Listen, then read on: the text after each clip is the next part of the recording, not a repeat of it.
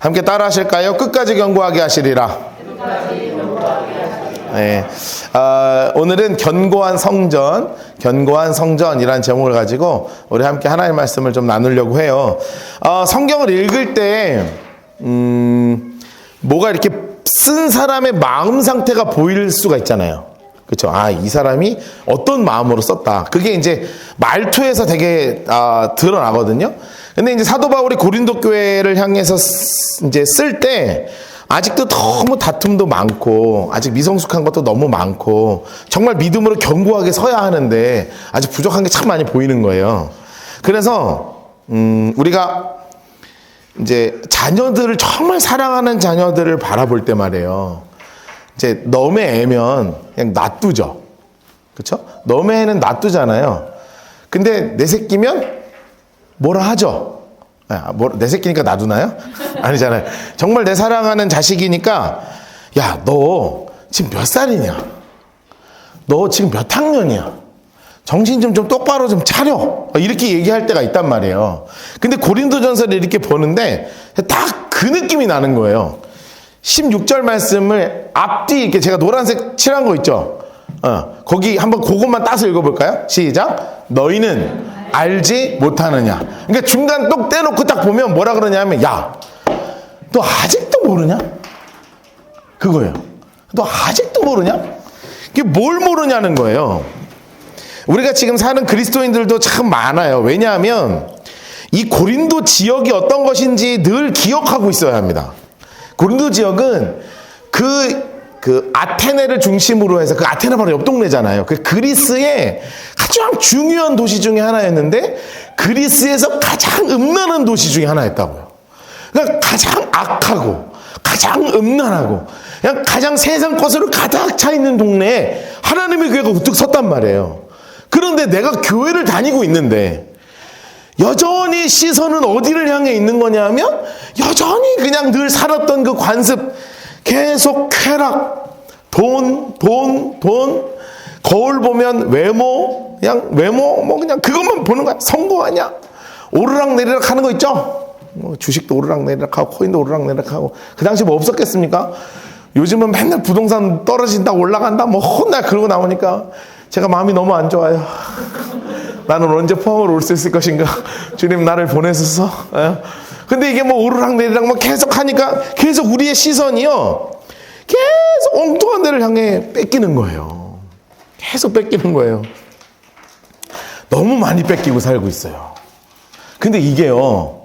그러니까 단지 지금만의 일이 아니란 말이에요.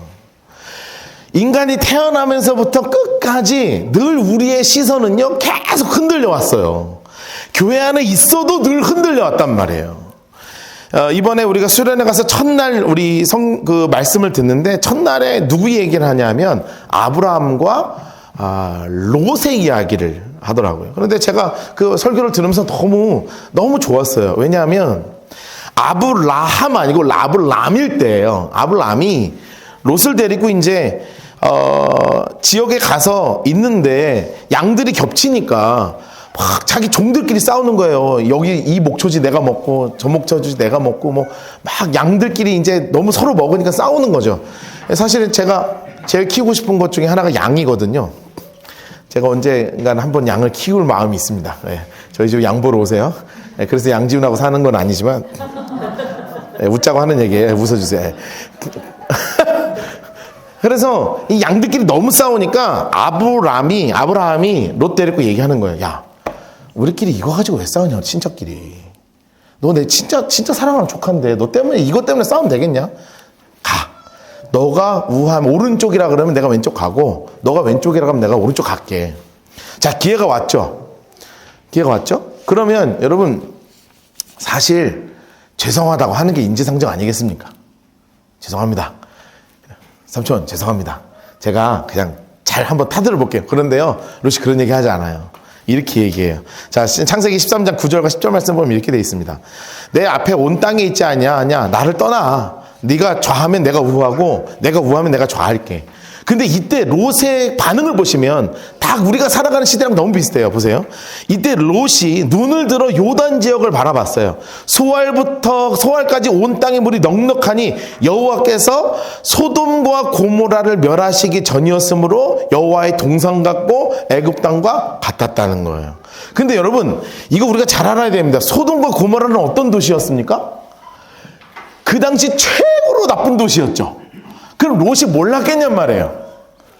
왜 몰라요? 우리 이 동네 하면 다 느낌 다 알잖아요. 경주 하면 무슨 느낌인지 알고, 울산은 무슨 느낌인지 알고, 부산은 느낌 알잖아요. 정확하게 살아보진 않아도. 왜 모르냔 말이에요. 다 알아요. 정말 음란한 도시이고 정말 죄악된 도시인 걸 알아요. 그런데 거기를 바라보는 거예요. 왜냐하면 대도시는 좋아 보이거든요. 내가 원하는 게 거기 다 있을 것처럼 보이거든요. 세상의 가치가 거기 다 있거든요. 그러니까 그거를 사로잡혀서 그걸 보고 있는 거예요. 늘 흔들리는 거예요. 너희는 알지 못하느냐. 여러분, 우리가 알아야 하는 너무나 중요한 말씀이 있는 거예요. 어디를 무엇을 바라보고 있느냐 말이에요. 그것이 바로 뭐냐면, 저를 한번 따라 하시겠습니까? 나는 하나님의 성전입니다. 다시 한번, 나는 교회입니다. 여러분, 이것이요, 우리가 너무나 중요하게 다 붙잡고 살아야 되는 거예요. 우리가 왜 교회가 성전이 되냐면, 내 안에 누가 계시기 때문에 그래요? 성령님이 내 안에 계시기에 내가 성전이 되는 거잖아요. 그런데 내가 성전 되기보다는 우리가 교회라고 생각하면 제일 먼저 뭐를 생각할 수밖에 없냐 하면 건물 먼저 떠오르게 돼 있단 말이죠. 그래서 이것이 제가 얘기할 때 교회라는 말 잘 안 써요. 여기를 예배 처소입니다라고 쓰는 말이 너무나 분명한 거예요. 근데 제가 사실은 이 라이트하우스 무브먼트에서 개척을 하면서 너무 감사한 게 이 가치를 바르게 세우게 됐던 거였거든요. 제가 이번 주에 수련회 갔는데, 수련회 갔을 때 이제 라이트하우스에 최근에 개척한 목사님이 이제 홍 목사님 책에 사인을 받으러 왔어요. 저희도 책 공동 구매를 합니다. 예. 할당 받은 건 없어요. 오해하지 마세요. 예. 예, 강매 아니고요. 그래서 저한테 책 한 권 살 거예요. 그렇게 하시면 저한테 돈을 제 개인적으로 입금해 주셔야 돼요. 교회 걸로 하는 게 아니니까. 하면 제가 홍 목사님한테 여러분 이름하고 이제 사인 받아다가 한 권씩 드릴 거예요. 선물 주는 게 아니라 사는 거예요. 그런데 그 책 받으러 왔어요. 사인 받으러. 그러면서 둘이 이렇게 얘기를 하는데, 이 목사님이 개척을 이제 올해 12월 31일 날 송구 예배를 드리고, 낮 11시에 송구 예배를 드리고 1월 1일 날 영신 예배를 드렸대요. 우리도 그렇게 할 걸. 나한테 막 그런 생각을 했어요.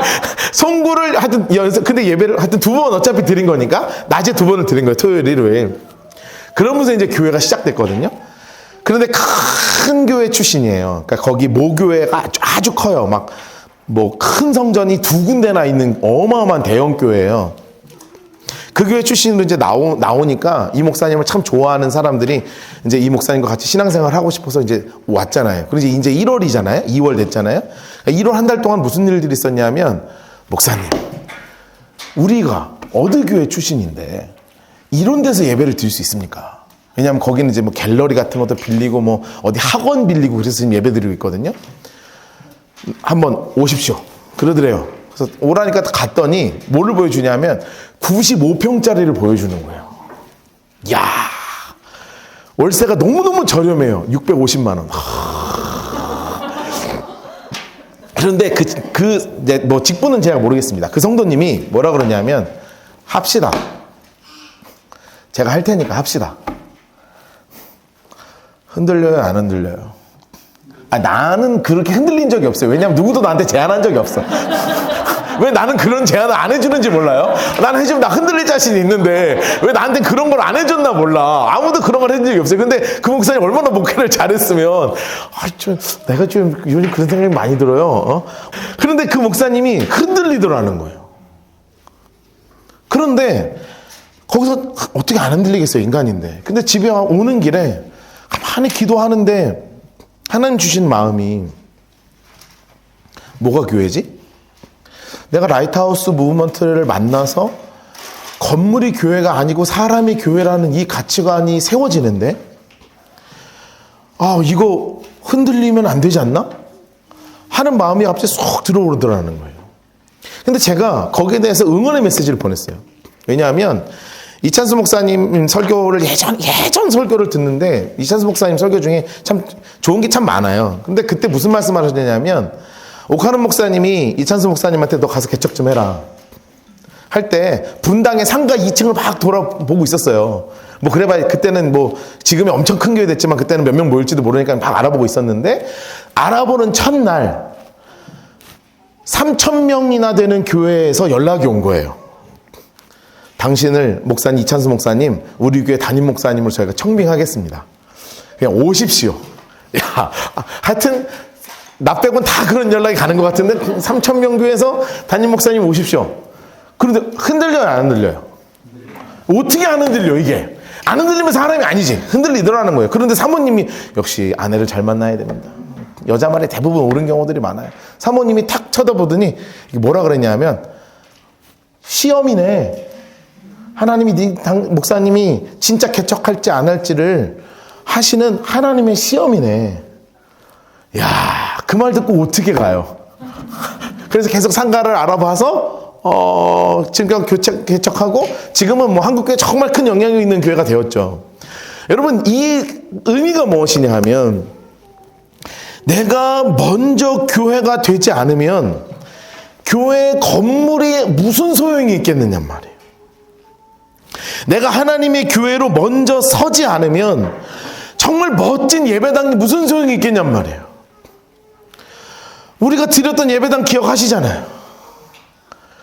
이번 주 금요일에도 갔다 왔어요. 그 건물 옆을 밥 먹으러.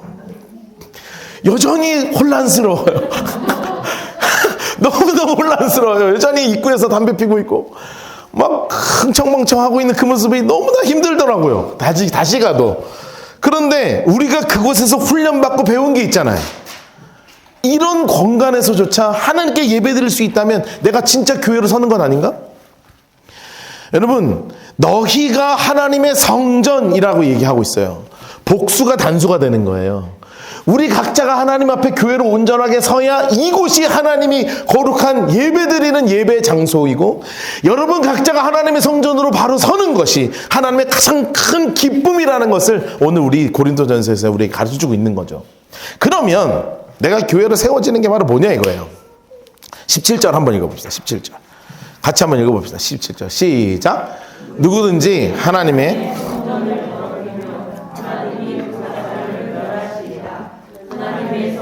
거룩하니 너희도 그러하니라. 아멘 아멘. 자, 성전 벌써 거룩한이라는 말이 들어가잖아요. 그래서 하나님이 우리에게 원하시는 게 바로 뭐냐면 거룩하기를 원하시는 거예요. 근데 거룩이 뭐냐 이거에 대해서 되게 우리가 진짜 고민을 많이 해야 돼요. 뭐냐면 거룩에 대해서 갖고 있는 확실한 이미지가 있죠. 제일 큰 이미지가 뭡니까? 술 담배 안 하면 일단 거룩해 보이잖아요. 그렇죠? 누구는 이제 어느 나중에 연애하고 할 텐데 소원이 연애하고 할 텐데 예수를 믿냐 안 믿냐가 중요하지만 이것도 되게 중요하잖아요. 그렇죠? 그런데 왠지 술 담배 안 하면 되게 엄청난 크레딧을 줘요. 우리가 쟤는 또 교회 다녀? 아니 안 다니는데. 그런데 자랑스럽게 뭐가 나오냐면 술 담배는 안 해. 그러면 다 뭐 이런 생각이 갑자기 들거든요. 거기에 엄청난 크레딧을 주기도 하고요. 그리고 그 거룩을 얘기할 때 이 외적인 것에 굉장히 우리는 가산점을 많이 부여합니다. 우리 원우가 이제 한 내년 내후년 지나면 이제 멋진 청년이, 지금은 이제 고등학생이지만 이제 청년이 되고 막 군대 갔다 오고 그래가지고 이제 점점 더 멋있어지고 그러면 이런 친구가 뭐가 되는 거냐면 교회 오빠가 되는 거예요. 인자하고 막 뭐 가족들은 인정 안 할 수 있으나 왜냐하면 이번 수련회 가서 진짜 해운대 사역자들이 완전 홀딱 반했거든요. 홀딱 반했어요. 왜냐하면 얘가 이번에 수련회 때요 초딩들이 넷이 갔어요. 4학년, 5학년, 6학년 애들이 아주 얘네 때문에 스트레스를 너무 받았어. 왜냐하면 얘네들은 힘이 막 넘치잖아요. 막 쟤도 힘이 넘치는데 막 걔네는 막 무지하게 넘쳐. 그러니까 막 날라다녀요. 그러면 얘가 일로 와 해가지고 해운대 애들은 신경을 안 쓰는데 포항애가 해운대 애들을 챙겨. 그러니까 막 일로 와 그러고 막 앞에 줄 세우고 뭐 내 앞에서 그러고 막 이렇게 하니까 막 너무너무 좋은 거야. 그럼 얘가 그대로 크면 이제 여자애들이 이제 좀 그렇게 되는 거야. 아직은 이제 고딩이니까 좀 그런 느낌이 없는데, 약간, 좀 멋있어지고 얘가 만약에 기타를 배우잖아요? 그래서 여기서, 내 구주, 이렇게 하면 가는 거예요. 그게, 이게 외적인 요소가 가지고 있다고. 저는 사실 그런 교회 오빠 이미지는 없단 말이에요. 그렇죠? 그냥 교회 아저씨 이미지. 늘 장로, 목사, 이런 느낌에서 난 청년 때도 맨날 나한테 목사, 장로라 그랬지, 교회 오빠라는 얘기 한 번도 들어본 적이 없어요. 나 교회 생활 되게 열심히 했는데. 세상, 하여튼 더러운 세상이죠. 그래가지고 정말 열심히 하는 그 외적인 요소를 가지고 있어요. 그런데 그렇게 되면 왠지 거룩한 사람이라는 착각을 빠져요. 우리도 마찬가지란 말이에요. 내가 교회 몇 년 다녔어, 내가 어떤 직분을 가지고 있어, 이러면 그래도 내가 너보다는 착하다, 그래 내가 너보다는 훨씬 거룩하다, 내가 너보다 훨씬 선하다, 이런 행동적인 것으로 보여지는 외적인 이미지를 가지고 너는 거룩하다, 나는 거룩하다, 이렇게 판단하고 있단 말이에요. 그래서 죄송한데요, 하나님은 나의 어떤 외적인 행동과도 상관없이 이미 우리 모두를, 예수 믿는 우리 모두를 거룩하다고 말씀해 주고 계세요. 우리는 무엇을 하거나 하지 않는 사람한테 거룩하다고 이야기하지만, 하나님은요, 예수를 믿는 존재라면 누구든지 그냥 거룩하다고 선언하시는 거예요. 정말 놀라운 복음이죠.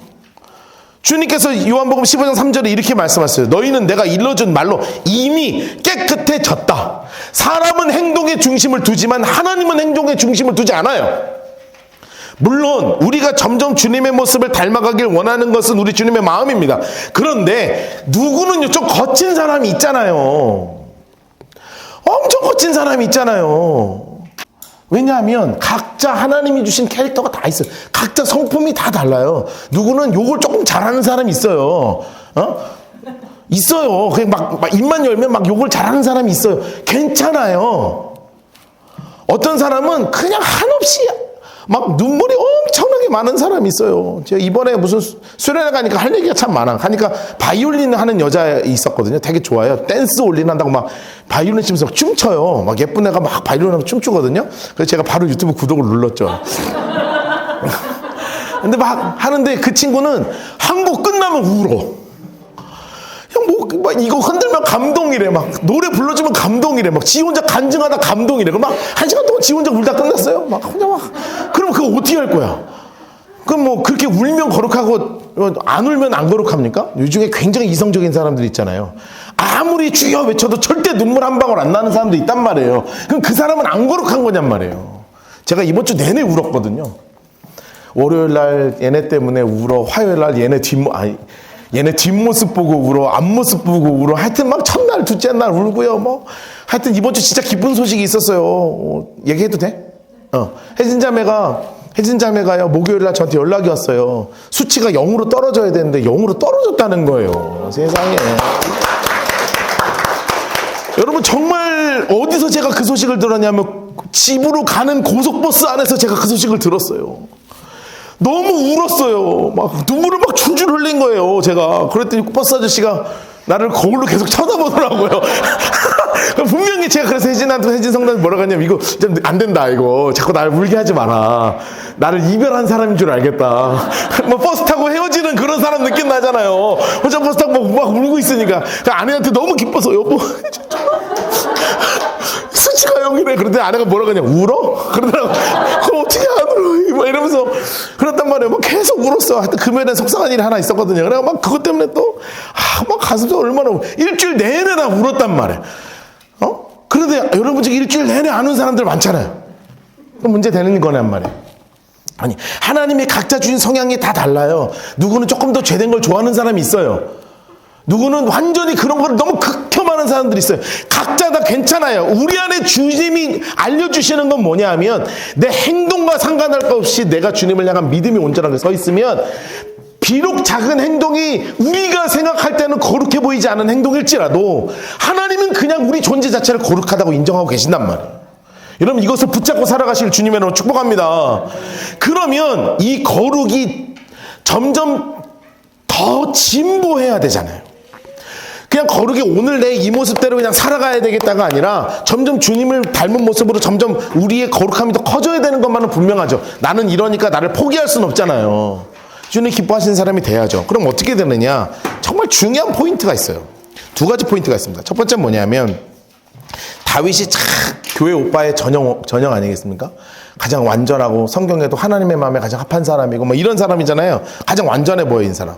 그런데 다윗만큼 나쁜 사람도 없어요. 진짜 나쁜 놈입니다. 우리 나중에 이제 이번 학기가 사무엘 하 이제 곧 배우거든요. 다윗의 진짜 그 더러운 모습들까지도 우리가 다 배울 거예요. 그런데 밧세바를 범하잖아요. 근데 그거보다 진짜 나쁜 건 뭐냐? 그것도 진짜 나쁜 거고 더 나쁜 건 우리아를 죽이잖아요. 여러분 이거 굉장히 계획적인 일입니다. 굉장히 약한 일이에요. 그리고 한 3년을 숨겼다고요. 다 아는데 모른 척 하는 거예요, 다. 근데 나단 선지자가 찾아왔습니다. 왕이시여, 재판을 해주십시오. 무슨 재판입니까? 어떤 소와 양이 엄청나게 많은 큰 부자가 있고요. 그 옆집에는 양 한 마리 다 그거 키워서 앞으로 어떻게 우리 가족이 먹고 살아야지 하는 정말 가난한 사람이 있었습니다. 근데 부자에게 손님이 찾아왔어요. 근데 이 부자가 내 수많은 양 중에 하나를 손님 주기 아까워서 그 옆에 있는 가난한 사람이 양을 뺏었습니다. 그래서 그 양 뺏어서 죽여서 손님을 대접했어요. 그 부자 어떡할까요? 그랬더니 뭐라고 얘기해요? 다윗이 너무너무 화를 내는 거예요. 12장 5절 말씀 이렇게 얘기하잖아요. 다윗이 그 사람을 말미암아 노하여 나단에게 이르되 여호와의 살아계심을 두고 맹세하노니 이 일을 행한 그 사람은 마땅히 죽을 자라. 사형 판결을 내린다고요. 그런데 이 다윗의 모습을 아는 나단 선지자가 바로 눈을 똑바로 쳐다보면서 이렇게 이야기합니다. 나단이 다윗에게 이르되 당신이 그 부자입니다. 바로 너라는 거예요. 여러분 여기서 진짜와 가짜가 갈리기 시작합니다. 여러분 죄송한데 이런 죄 지으면 안 되지만 다윗은 정말 큰 죄를 인간적으로 용서할 수 없을 정도의 큰 죄를 지었습니다. 그런데 우리는 그렇게까지 안 짓고 살잖아요. 그래도 작은 죄라도 계속 우리가 죄 앞에 있단 말이에요. 그런데 매 주일 예배 때 당신의 죄를 고백하십시오 라고 고백하십시오 하고 이야기하는 그 순간 당신이 바로 그 죄인입니다 라는 메시지거든요. 그 앞에 우리가 어떻게 해야 되냔 말이에요. 다윗이 나단 선지자의 그 눈을 똑바로 쳐다보면서 당신이 그 사람입니다 라고 이야기할 때 다윗이 이렇게 고백하는 거예요. 같이 한번 읽어볼까요? 이 앞에까지 이 노란색까지만 읽겠습니다. 시작. 다윗이 나단에게 이르되 내가 여호와께 죄를 범하였노라. 아멘. 여러분 이게 무엇인 줄을 아십니까? 따라하겠습니다. 죄로 깨닫는 것이 거룩함의 시작입니다. 다시 한번 죄로 깨닫는 것이 거룩함의 시작입니다. 여러분 이것이 얼마나 중요한 말씀인지 아십니까? 내가 죄를 짓고 있는데 이 죄가 죄인지를 깨닫지 못하면 아무리 내가 세상 가운데서 거룩한 모습을 보인다 할지라도 나는 거룩을 향하여 나아갈 수가 없어요. 우리는 술, 담배 안 하면 대단한 사람인 것처럼 여길 수 있습니다. 그런데 수없이 거짓말을 하잖아요. 수없이 분노를 내잖아요. 내 성질을 이기지 못하잖아요. 분노에 사로잡히잖아요. 막 악한 모습이 내 안에서 드러나잖아요. 드러날 수 있어요. 어떻게 안 내고 삽니까, 화? 여러분 일주일 동안 화 안 내고 사는 사람 있어요? 있나? 저는 너무 화를 자주 내고 살아요. 막 저러고 있으면 막 화가 나요. 막 휴지를 막 머리 위에 막 올리고 있고 그럼 막 화가 나요. 우악 하고 막 정리 안 하면 정리 안 해! 막 이렇게 화가 나요. 막 우악 화가 나요. 어떻게 안 나냔 말이에요. 근데 나는 그 순간 아 이것이 하나님이 기뻐하시는 것이 아니구나 라고 깨닫는 것이 거룩함의 시작이라고요. 여러분 이 깨달음이 없으면 거룩해질 수가 없어요. 여러분 정말 기도합시다. 하나님 나의 죄를 죄로 느끼는 진짜 믿음의 사람 되게 해주십시오. 내가 막 죄를 짓고 사는데 이게 죄인지 모르고 무감각하게 그렇게 살면 안 돼요. 그래서 고린도전서 3장 18절 말씀에 이렇게 얘기하는 거예요. 아무도 자신을 속이지 말라는 거예요. 왜 맨날 속이면서 살고 있냐는 거예요. 내가 죄 지은 거 알면서 나 세상에서 가장 거룩한 사람인 것처럼 나 스스로도 속이고 딴 사람도 속이고 산다는 거 아니겠습니까? 여러분, 죄를 죄로 느끼지 못하는 사람은 가장 비참한 크리스천입니다. 그렇다면 이것을 느끼기 시작하면 우리가 진짜 고백해야 되는 또 하나의 걸음이 있어요. 우리가 거룩함의 여정을 위해서 반드시 필요한 것이 있어요. 같이 한번 고린도전서 3장 23절 읽어볼까요? 시작. 너희는 그리스도의 것이요 그리스도는 하나님의 것이다. 따라하겠습니다. 너희는 그리스도의 것이요 나는 그리스도의 것입니다. 다시 한번, 나는 그리스도의 것입니다. 여러분, 이 고백이 진짜 중요합니다. 여러분, 내가 그리스도의 것이라는 게 무슨 의미냐면 주님은 나의 신랑이요 나는 주님의 신부. 그렇죠? 아직 결혼 안 한 청년들은 꼭 결혼하시기를 축복합니다. 네, 꼭 하세요. 뭐 후회할 때도 있긴 하나 하여튼 해요. 네. 좋을 때도 참 많아요. 네. 결혼을 하는 거 참 좋아요. 근데 결혼한다는 게 바로 뭐냐면 결혼을 하면 서로에게 귀속이 되죠. 그렇죠? 총각일 때는 부모님만 오케이 하면 나 마음대로 살아도 상관없어요. 뭐 새벽에 몇 시에 들어오던 뭐 게임을 몇 시까지 하던 뭐 어디 가서 놀러 갔다 오든 아무 상관없어요. 근데 결혼하면 그런데요, 말 없이 새벽 2시까지 신탕 멋있다가 들어오면 돼요? 그러면 서로의 신뢰가 깨지는 거예요. 그 결혼 전에는 엄마 아빠한테도 그냥 그냥 단순하게 통보만 해도 돼요. 엄마 나 뭐 친구랑 1박 2일 놀러 갔다 올게. 통보하고 갔다 올 수 있어요. 그렇죠? 결혼하면 통보할 수 있어요? 통보는 한두 번은 될지언정 그것이 곧 무지막지한 싸움으로 넘어가죠. 넌 언제까지 나에게 통보하냐? 난 너에게 그런 존재밖에 안 되냐? 무지하게 들이받기 시작하는 겁니다. 그게 왜 그런 줄 아세요? 귀속되기 때문에 그래요. 자, 그렇다는 건 내가 그리스도의 것이 되었다는 것은 내가 주님의 신부가 되고 주님이 나의 신랑 되었다는 뜻이기 때문에 예수 그리스도께 귀속이 되는 거예요. 다시 이야기하면 따라합시다. 나는 주님의 통제를 받고 살고 있는가? 자, 이것이 굉장히 중요한 포인트입니다. 자, 나는 주님의 통제를 받고 있는가? 여러분, 세상 사람이 살아가는 모습과 우리가 살아가는 모습이 차이가 날까요? 안 날까요? 자, 정직하게 얘기해 봅시다. 자, 세상에 사는 사람들하고 여러분들하고요, 차이가 이렇게 나요? 예? 안 나죠? 요만큼 나긴 나. 솔직히 우리가 좀 더 착하긴 해. 예? 우리가 조금 더 착하긴 한데 이렇게 왔다 갔다 해요. 제가 좀 더 착한 것 같기도 하고 뭐 이런 게 있어. 사실상요, 죄송한데요, 그리스도인과 세상 사람이 큰 차이가 안 나요. 그래서 사람들이 놀라요. 너도? 뭐 이럴 때가 있어요. 너가? 뭐 이럴 때가 있단 말이에요. 큰 차이가 없어요. 그런데 진짜 여기 안에서 차이가 딱 하나 나요. 그게 바로 뭐냐면 주님의 브레이크 사인이 내 안에서 작동하는가 하지 않는가예요. 내가 죄악된 현장으로 나갈 때 세상 사람들은요, 브레이크가 나는 게 없어요. 브레이크가 뭐가 있어? 아무 브레이크가 없어요. 그런데 그리스도인이 딱 차이가 하나 나는데 뭐가 있냐면 브레이크가 있냐 없느냐 차이가 나는 거예요. 내가 어떤 행동을 합니다. 그런데 그 행동 가운데서 주님이 주시는 브레이크가 있는 거예요. 보세요. 고린도서 6장 12절 말씀 보면 우리가 나중에도 공부하겠지만 이렇게 써 있습니다. 모든 것이 내게 가하나 다 유익한 게 아닙니다. 여러분, 그리스도인은요, 죄송한데 다 할 수 있습니다. 다 해도 돼요. 다 해도 되는데 이것이 다 나에게 유익한 게 아닌 걸 알아서 브레이크를 거는 거예요. 세상 사람들은 다 합니다. 그러면서도 브레이크가 없어요.